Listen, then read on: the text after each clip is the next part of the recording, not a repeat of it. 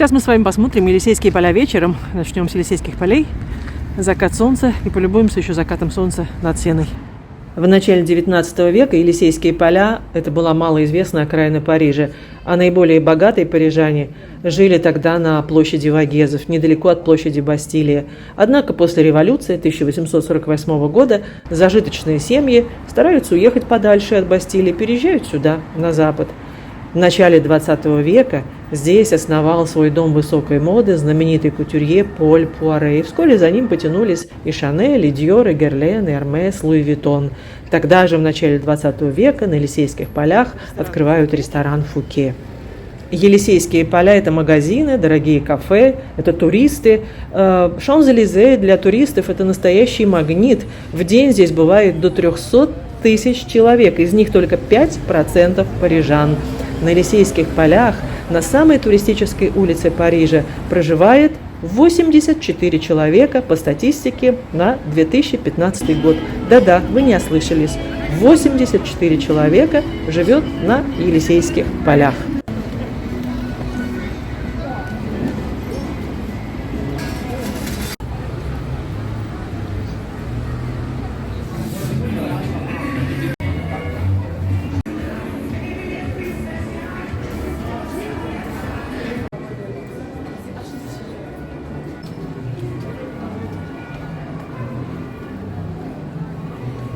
Каждый год в декабре на Елисейских полях устраивают дорогостоящую иллюминацию. Но что касается этого года, энергию приходится экономить, поэтому включают иллюминацию в 17:00, но выключают не в 2 часа ночи, как это было раньше, а в 23 часа 45 минут.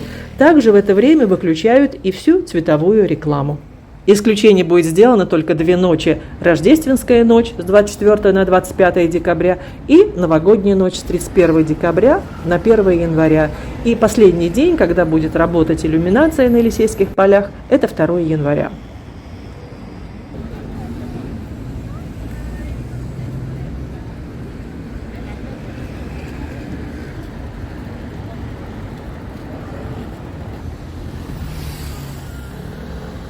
В Золотом треугольнике вы можете полюбоваться рождественскими витринами и новогодней иллюминацией. Золотой треугольник Парижа образован 3 улицами. Это Елисейские поля, авеню Георгия V и авеню Монтень.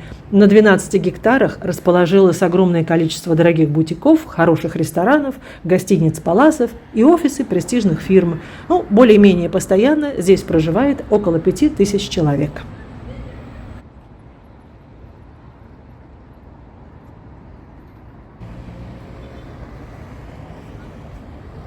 Площадь Согласия, и далее мы идем в парк Тюильри. Именно в этом парке открыта рождественская ярмарка. Несколько лет тому назад ярмарки проходили на Елисейских полях, но с 2018 года было решено проводить рождественские ярмарки в парке Тюильри. Здесь можно купить подарки к Новому году, здесь можно послушать концерты, выпить глинтвейна или попробовать традиционную французскую кухню.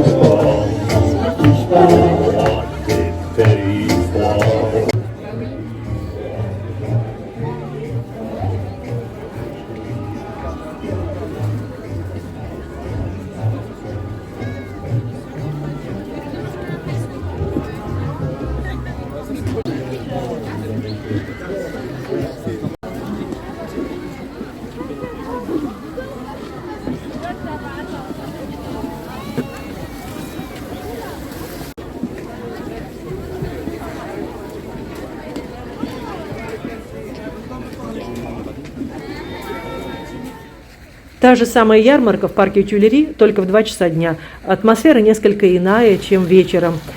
Кстати, есть еще одна рождественская ярмарка в Ля Дефенсе.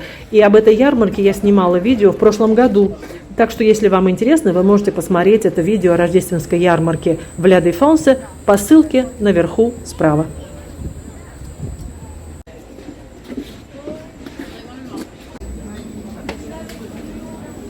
Tartiflette.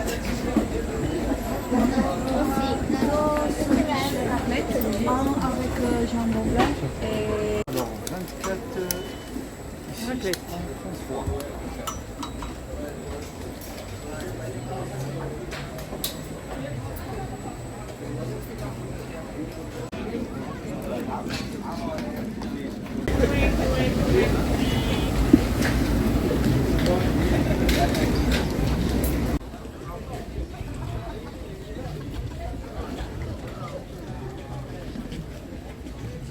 Здесь я вам хочу показать на улице Риволи декор гостиницы «Мюрист», одной из шикарных гостиниц. А там дальше очередь в кафе «Анжелина».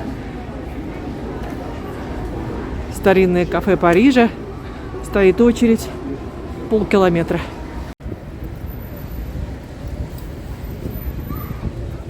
Магазин Луи Виттон. И смотрите, угощают тех посетителей, кто стоит в очереди, чтобы они не замерзли, горячим шоколадом.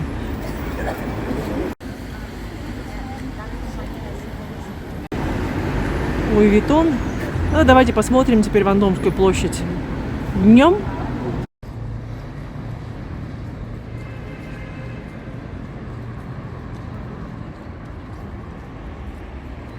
И вечером.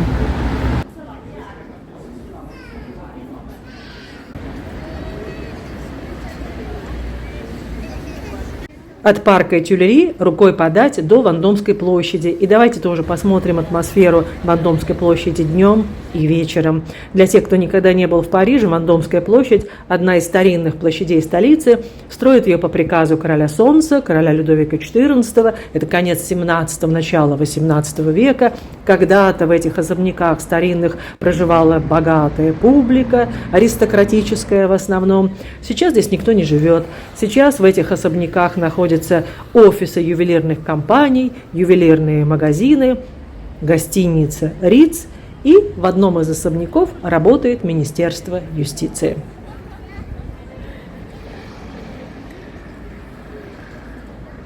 Какая луна замечательная, посмотрите, полная луна, полнолуние.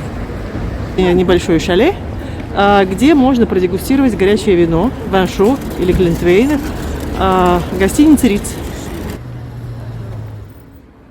Рядом с Вандомской площадью находятся две дорогие улицы. Улица Мира, Рю де ла Пе, и улица Сент-Оноре. Об этом квартале еще писал Оноре де Бальзак. Он говорил так: сюда, в этот квартал, нельзя допускать людей бедного сословия, иначе, увидев витрины этих магазинов, люди заново потребуют передела земель.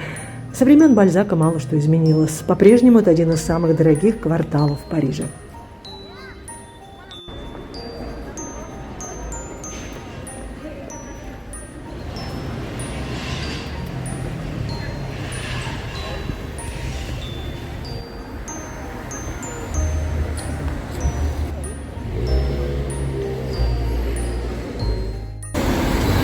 Площадь Пале-Рояля. Прямо перед нами Лувр. От Вандомской площади по улице Сент-Оноре буквально 5 минут до площади Пале-Рояль, до Лувра. И давайте мы с вами зайдем не в музей Лувра, а мы зайдем в карусель Лувра. Так называют торговый центр, который находится под площадью Карусель между Лувром и парком Тюильри. Этот торговый центр был открыт в 1993 году, но здесь находятся не только магазины и кафе, но здесь находится один из входов в музей Лувра.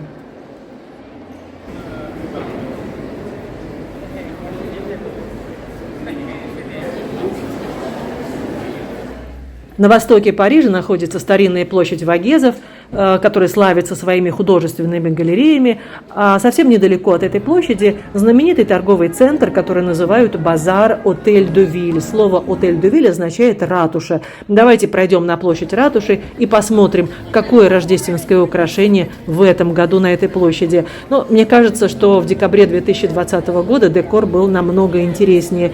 Видимо, мэр в этом году решила сэкономить на декоре. Да, это неудивительно. Сейчас очень много пишут, что долг публичный Парижа впервые за историю этого города составил 7,7 миллиарда евро. Интересно, что в 2001 году публичный долг города Парижа был 0 евро.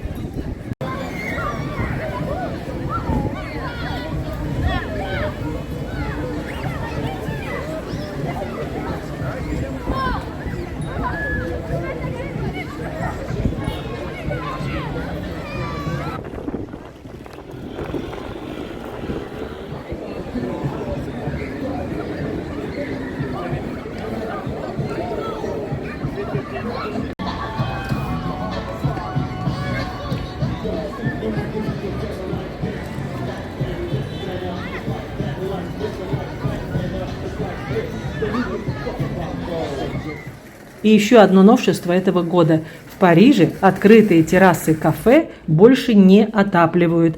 Уличные газовые обогреватели запрещено использовать. Во Франции считают, что забота об окружающей среде важнее комфорта посетителей ресторанов. Когда планета страдает от изменения климата и вредных выбросов, не время потакать клиентам общепита и вредить экологии им в угоду. По словам министра экологии Франции, мы не можем нагревать террасы в холод только ради удовольствия выпить чашку кофе. Так что посетителей на террасах парижских кафе значительно поубавилось.